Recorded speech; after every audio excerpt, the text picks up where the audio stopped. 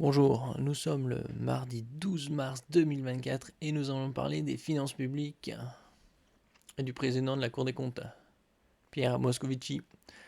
Finances publiques, nous sommes au pied du mur, nous ne pouvons plus différer l'effort. Ah ouais, mais qui gère tout ce pognon, hein? Estime le président de la Cour des comptes. Alors que la Cour des comptes publie son rapport annuel sur la gestion des finances publiques, son président, Pierre Moscovici, juge la situation préoccupante et sérieuse. Ah bah c'est super qu'ils jugent ça, mais ils font quoi pour y remédier? Hmm. Nous sommes au pied du mur. Nous ne pouvons plus différer l'effort, nous l'avons trop fait, regrette mardi 12 mars sur France Culture Pierre Moscovici, président de la Cour des comptes, qui publie son rapport annuel sur la gestion des finances publiques. Il fallait mieux gérer que ça. Et quand il y avait des intérêts négatifs, genre on emprunte 100 milliards et on en rembourse 98. Quelque chose comme ça, hein, c'était 98 ou 99. Bon, c'était légèrement en notre faveur. Il fallait emprunter à fond, hein. Voilà. Nous avons le plus haut taux de dépenses publiques de la zone euro, le plus haut taux de prélèvements obligatoires de la zone euro, un des plus hauts taux de dette publique et un déficit parmi les plus élevés, déplore-t-il. Ah ben, grâce à quelle gestion géniale, hein? Ça aussi, ils le disent pas. Ces soi-disant grosses têtes bien pleines, là.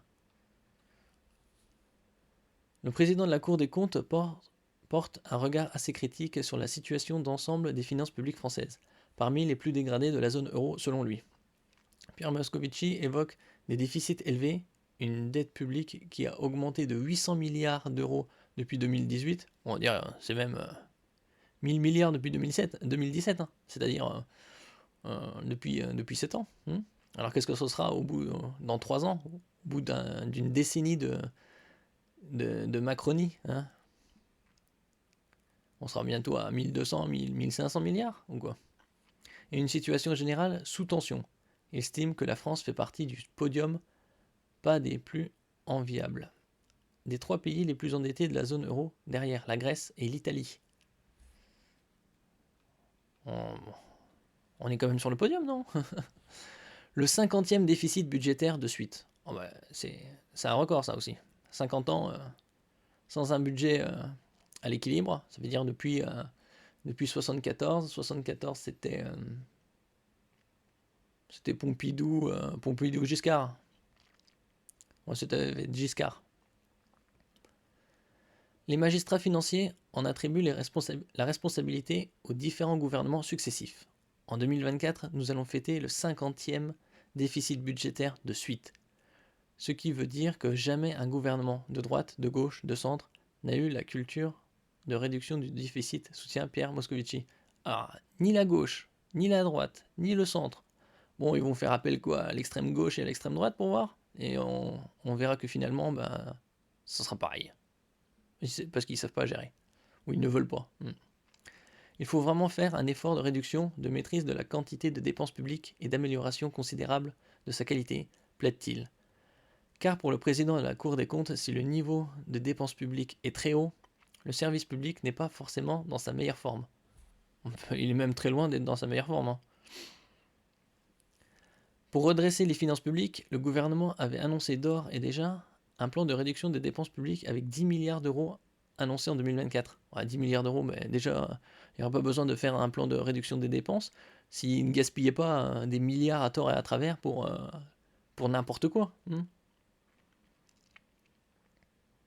Déjà, ils ont donné combien là 10 plus 3 milliards supplémentaires à l'Ukraine, entre autres. Le quoi qu'il en coûte ces quelques dernières années avec plus de 600 milliards partis en fumée pour rien. Le président de la Cour des comptes précise que ce ne sont pas des milliards d'euros d'économies, mais des annulations de crédits, soit de l'argent qu'on ne dépense pas. Mais pour Pierre Moscovici, un serrage de vis supplémentaire est surtout nécessaire à hauteur de 50 milliards d'euros pendant 3 ans. Donc 10 milliards cette année, 20 milliards l'année prochaine, 20 milliards dans 2 ans, ouais, 50 milliards. Il craint en effet que les 10 milliards d'euros annoncés par le ministre de l'économie ne suffiront pas pour tenir l'objectif de 4,4% de déficit en 2024.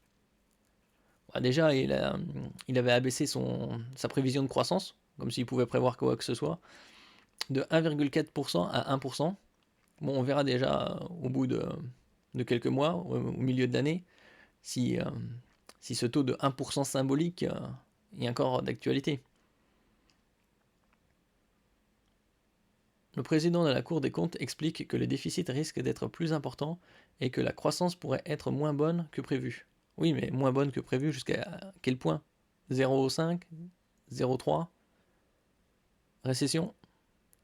Bon, on est en économie de guerre, il faut juste mettre les bouchées doubles et produire 10 000 obus par jour, au lieu de 60 000 par an. Jusqu'en 2027, il faut vraiment gérer sérieusement nos dépenses publiques. Parce que avant 2027, c'était pas... Bon, avant 2024, c'était pas géré sérieusement. Voilà, soutient-il. Il refuse cela dit, de parler d'austérité, considérant que l'on peut et doit le faire intelligemment sans couper la croissance et sans abîmer la cohésion sociale. La cohésion sociale, elle est déjà quand même bien érodée. Hein. Et la croissance, 1% symbolique, c'est vraiment, on va dire, le minimum. Et encore, on est au début de l'année. On est à peu près au milieu de mois de mars. Il reste encore 9 mois et demi. On verra bien qu'est-ce que les mois prochains et cette année 2024 nous réservent.